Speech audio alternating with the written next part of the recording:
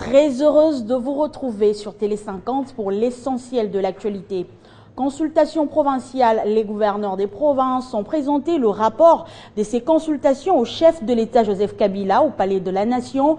Dans ce rapport, il souligne que 90% de la population est favorable au dialogue, lequel dialogue est censé conduire le pays dans une atmosphère de paix pendant et après les élections. Et la rumeur qui couvait sur une plainte déposée par le chef de l'État contre les gouverneurs a également été démentie par les concernés. Suivez.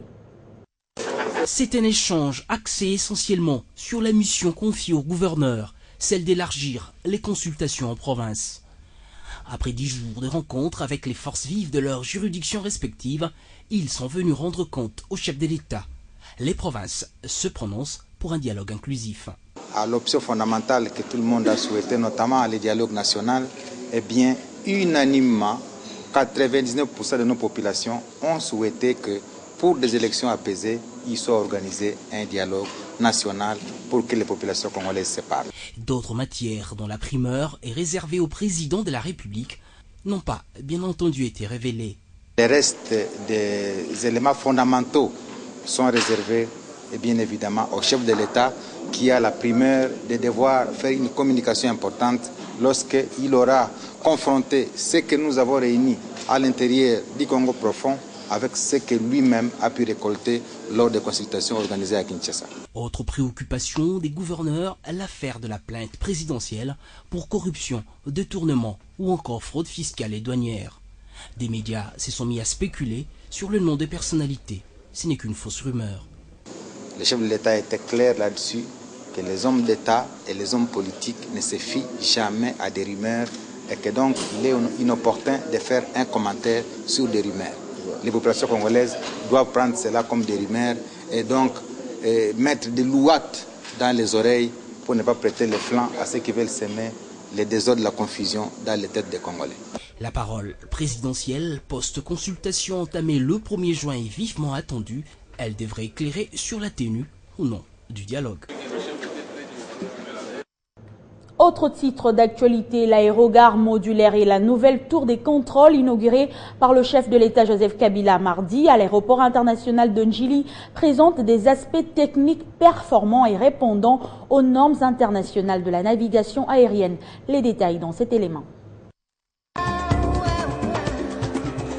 L'aéroport international de Njili est la principale porte d'entrée et de sortie de la ville de Kinshasa et par-delà de l'ensemble de la République démocratique du Congo.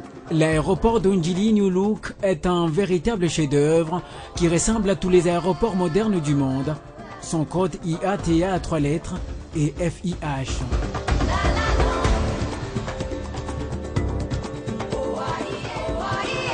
Il est doté des outils des dernières générations répondant à la trilogie exigée par l'IATA et les passagers. Sécurité, sûreté et confort.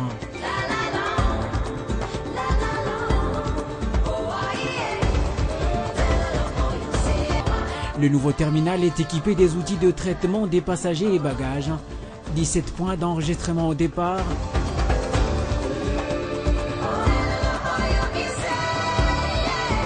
et 2 carrousels de livraison bagages à l'arrivée. Les standards OAC sont respectés. Équipement de dernière génération, machine d'inspection automatique. L'aérogare est également pourvu d'un système de vidéosurveillance et de contrôle d'accès informatisé avec 48 caméras et d'un système de diffusion et d'affichage des vols. Le bloc technique, ou si vous voulez, la nouvelle tour de contrôle. Du haut de ses 32 mètres, il assure le contrôle des avions dans l'espace et au voisinage de l'aéroport. On y trouve aussi le centre de contrôle régional, le simulateur, l'approche, le centre d'information des vols et le bureau piste et technique.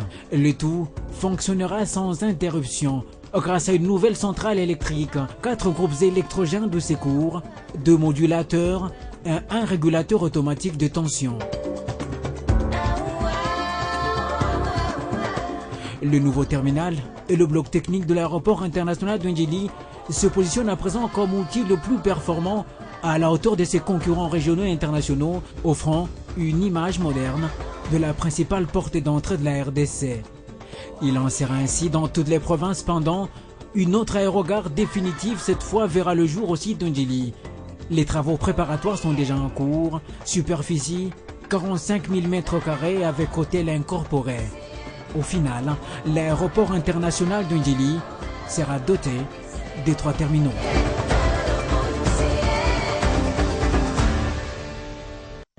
Et après l'inauguration de l'aérogare modulaire et la nouvelle tour des contrôles, les réactions fusent de partout. On revient sur celles des différentes autorités qui ont pris part à cette cérémonie. Suivez.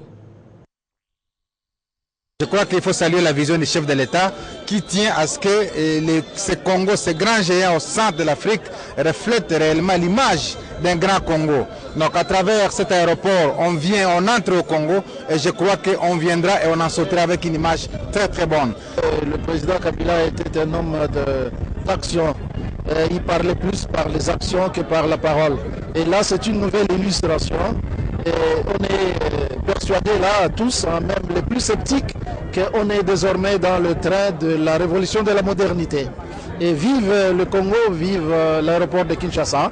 Et nous souhaitons évidemment que ce genre d'action, de modernisation, s'étendent dans les 26 provinces. Évidemment, nous ne demandons pas à ce que ça se passe du coup en une journée. Non, mais évidemment, il va falloir échelonner et nous ne perdons pas espoir. Nous pensons qu'un jour ou l'autre, cela arrivera également. Dans le plus profond de la province de Bandundu, j'insiste, avec 18 territoires, 11 millions d'habitants, ça représente pratiquement 11 fois certains pays voisins.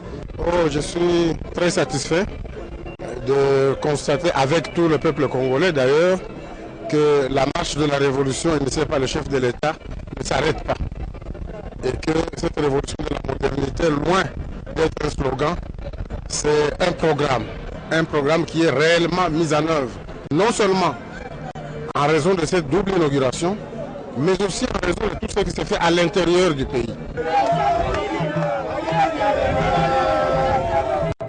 Et à 4 jours de la commémoration de l'indépendance de la RDC, les fils et filles des pionniers de l'indépendance ont choisi de visiter les installations de la primature.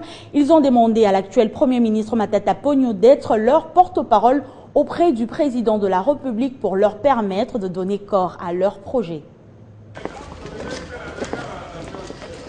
La primature à Kinshasa, la capitale de la RDC, n'est pas un simple lieu de travail du chef du gouvernement. Ce bâtiment et ses annexes constituent un site hautement historique du pays, les lieux étant témoins muets de plusieurs grandes décisions dans l'application des différents programmes des gouvernements successifs. Et ce vendredi n'est pas une simple journée portes ouvertes ici. Les visiteurs sont les enfants des pionniers de l'indépendance du pays.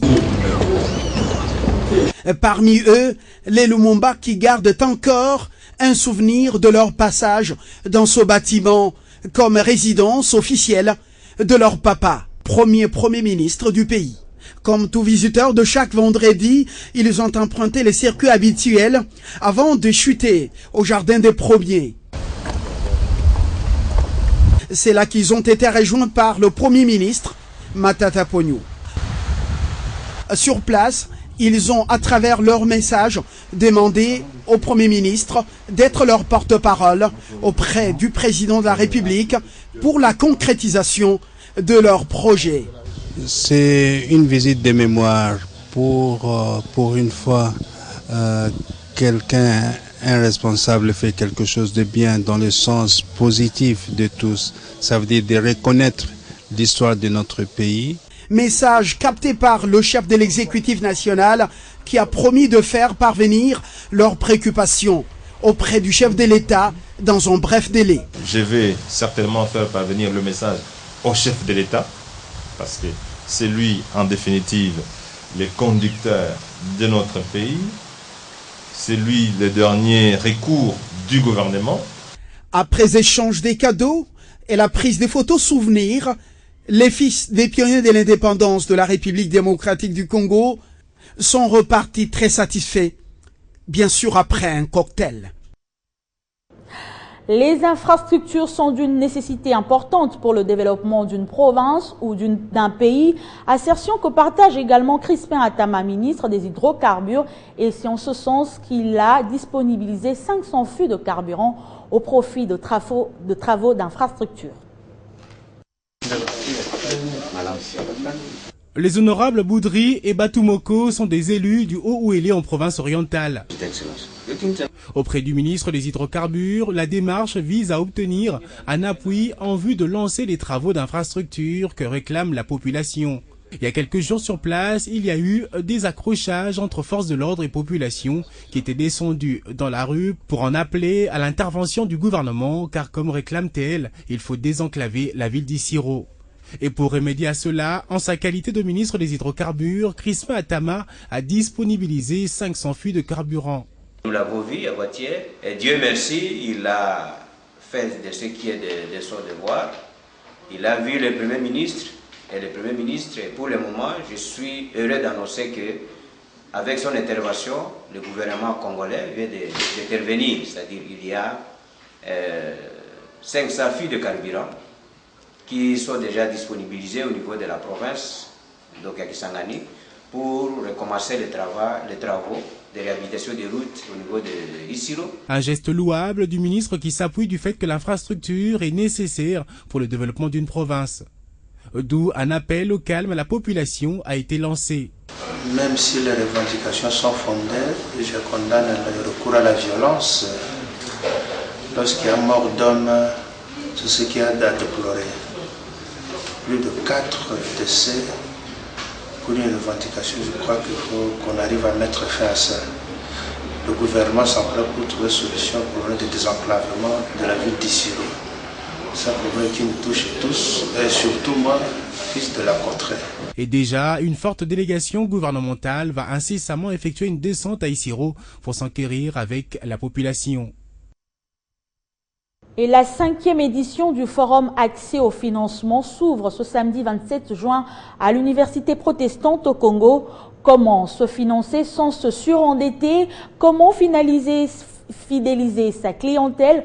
Connaître ses obligations fiscales et patronales? Telles sont les thématiques retenues pour cette édition. Initiée depuis 2011, ce forum a pour objectif l'émergence de la classe moyenne à travers la promotion de micro, petites et moyennes entreprises. C'est donc ce samedi 27 juin 2015 que s'ouvre le travaux de la 5e édition du Forum Accès au financement en faveur de micro, petites et moyennes entreprises, organisé par les Fonds pour l'inclusion financière en République démocratique du Congo, ayant pour mission de contribuer à la réduction de la pauvreté en RDC en favorisant le développement d'une offre durable en services financiers accessible aux micro, aux petites et moyennes entreprises et aux ménages à faible revenu. Le FPM appuie techniquement les institutions financières qui ciblent toutes ces catégories. Le FPM a 2 filiales. Voilà, il y a l'aspect qui s'occupe de l'assistance technique, qui organise ce forum. Nous avons aussi le FPM SA qui s'occupe du financement. Et tous nous intervenons au niveau des institutions de microfinance, banques. On leur accorde de l'assistance technique et des financements dans le but, à leur tour, d'accroître leur rapport au FPM. Comment fidéliser sa clientèle? Connaître ses obligations fiscales et patronales figure parmi les thèmes retenus pour cette édition. De notre part, nous attendons l'implication de tous nos entrepreneurs, les clients qui nous avons accordé des financements, pour qu'ils viennent se ressourcer. Il y a des thèmes très intéressants qui seront développés. Une plateforme d'échange entre le micro, petites et moyennes entreprises et les institutions financières.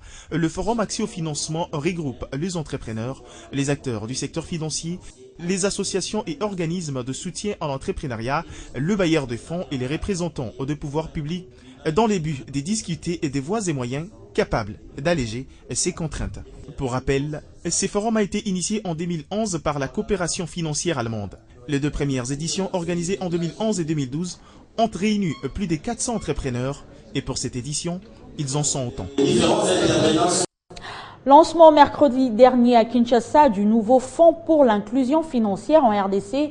C'est en fait une branche du FPM, ASBEL, dont la mission s'inscrit dans le cadre de la politique et de la stratégie nationale de la microfinance et contribue à la réduction de la pauvreté en RDC en favorisant le développement d'une offre du